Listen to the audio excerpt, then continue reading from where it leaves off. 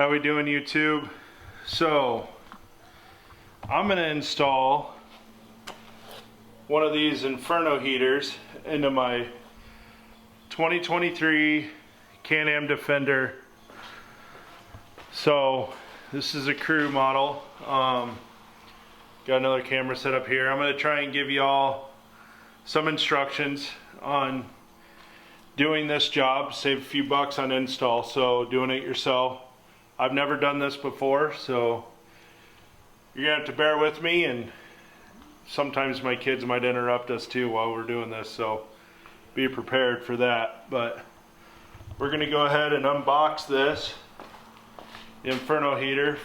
I went to their site first, and they have really good instructions. So go to the Inferno site, and they give you, step by step on how to install this. So that's going to be really handy for us here. So we're going to unbox this quick. So right away on the unboxing here, we got the, it's like, oh, that's nice. Comes with some instructions, so even colored photos.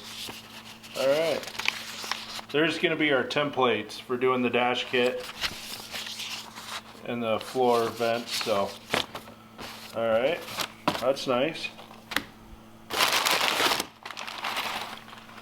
Take the paper off. Starting to get into some vents. There's the dash. So, setting some of this stuff off, but anyway, looks like we got our vent hose. There's our blower down there, and then our different fittings are, looks like our defrosters. So, all right, I'm gonna get started on this. So, it says to remove the passenger grab bar and the glove box. So I'm going to go ahead and get started on that and take this thing apart. Stick with me here. In here, there's one, so this is the main panel here. There's screw back up here that, don't forget about it. And then there's just a couple over, right over here by the, right underneath the steering column. And then this whole thing will just pop down. So go ahead and get those. Alright, so now it's telling us, not that you can read this at all, but it says cut and remove the middle cubby hole. So then you gotta look at these pics here to show you kind of what to do. And so you can see that they're cutting. You can see here that they're cutting just this chunk out back here, and they're leaving a few holes. So refer to these photos. But so what I'm going to do, from looking at the photo, there's one of my holes. I'm just going to come straight down here, over, and then come over here and up, and leave that hole, and just take out this chunk here. So there we go.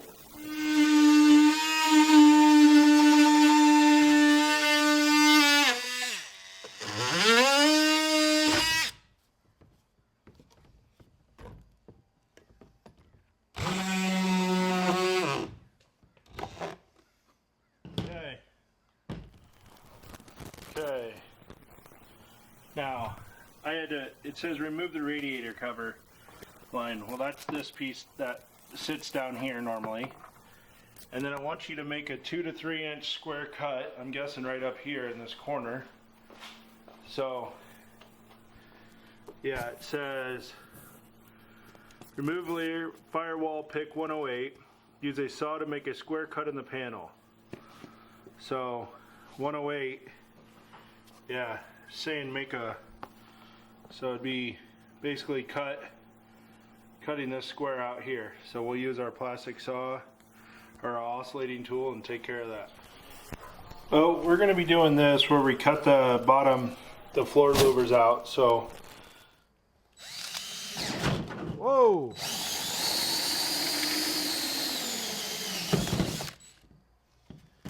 Okay, look at that. We're gonna floor heat. Alright, our next task says to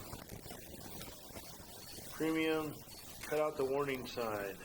So what it wants us to do is we gotta cut this panel out here.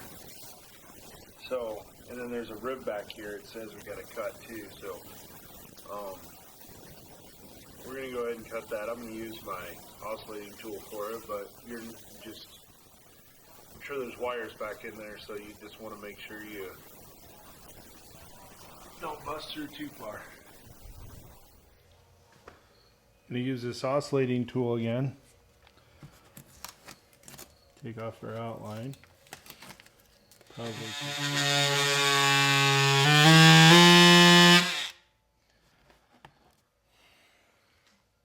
Okay, folks, this has been an absolute nightmare. You gotta have your good buddy, neighbor Chucky. Look at Chucky right there. Chucky's gonna grab her with a pick while I'm trying to push it up down here. Easier than that. There it is, boys and girls. It took a while. There's Chug A. That's what you need. You need yourself a Chug A. Alright, I'm gonna try and show you this the best I can, but this was a pain. Really, trying to get this ducting to run with these Ys. So you tighten your defrost. Well, they tell you to leave, 24 inches of flex. Well, that's fine, but really that just needs to pop out to here, and the Y is right behind here, and then it comes down over to here. So that's not too bad. But then doing this passenger side vent with the Y, I don't know if you can see this, but I'm doing the best I can here. So there's a channel. You can kind of see the flex right there.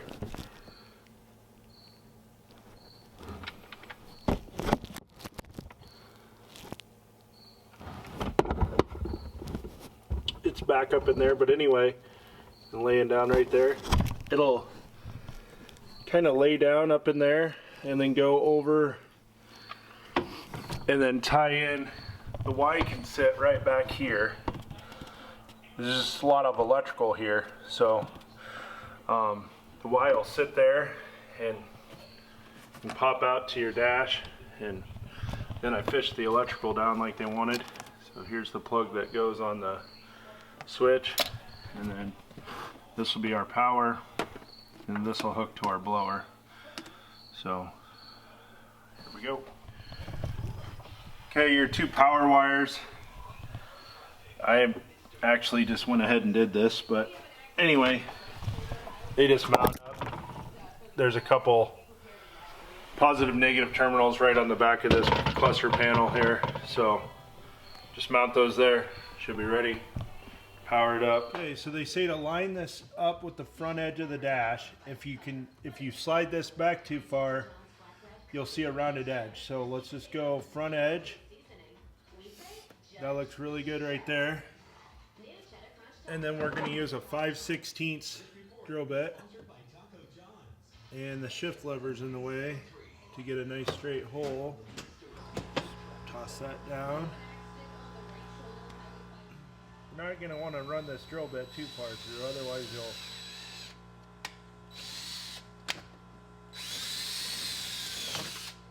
get into wires. So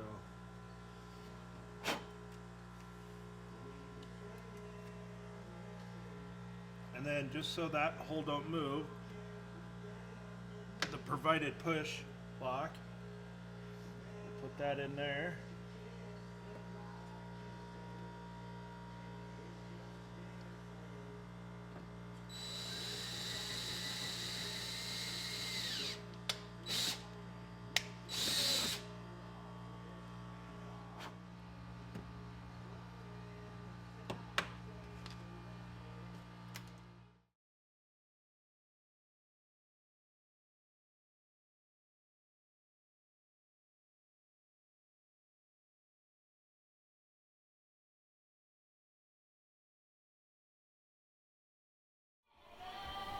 Alright folks, so that step we had to install the blower. So you have to take,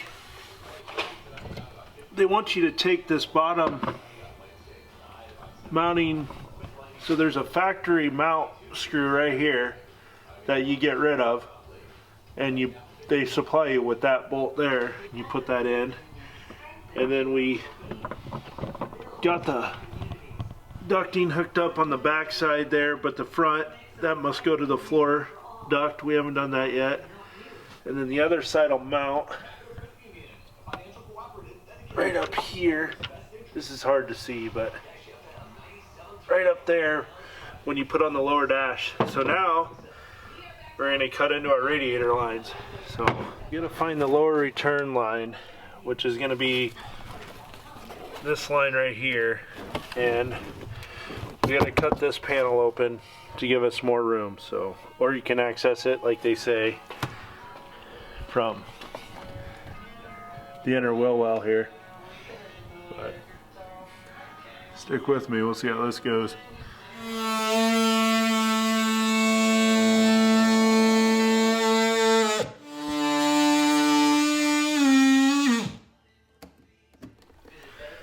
Alright, so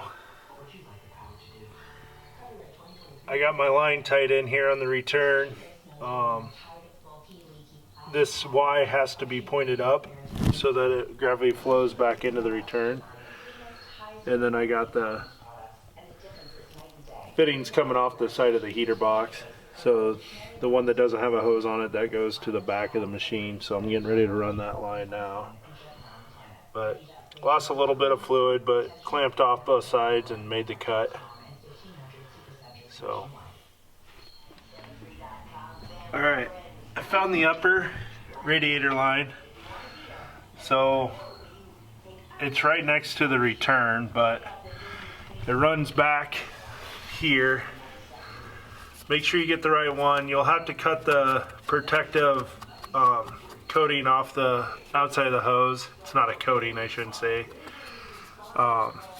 It's like a rigid, hard plastic material, heat rated, to expose the line, and then cut in, put the Y in, make sure it's pointed down for the flow, and then there's your shut-off valve. So in the warm months you don't need heat, so you can shut that off to stop flow to the heater itself. So, and then that heater hose just goes down, and there's actually on this Can-Am,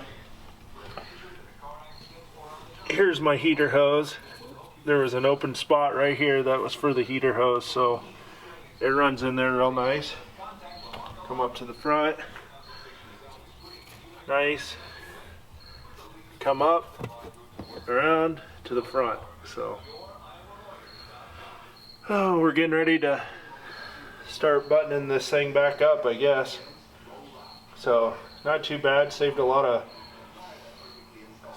money on the install, and doing it yourself, you kind of know how it's done. So I got to do the front, the lower dash ducts, and we're going to keep going here. So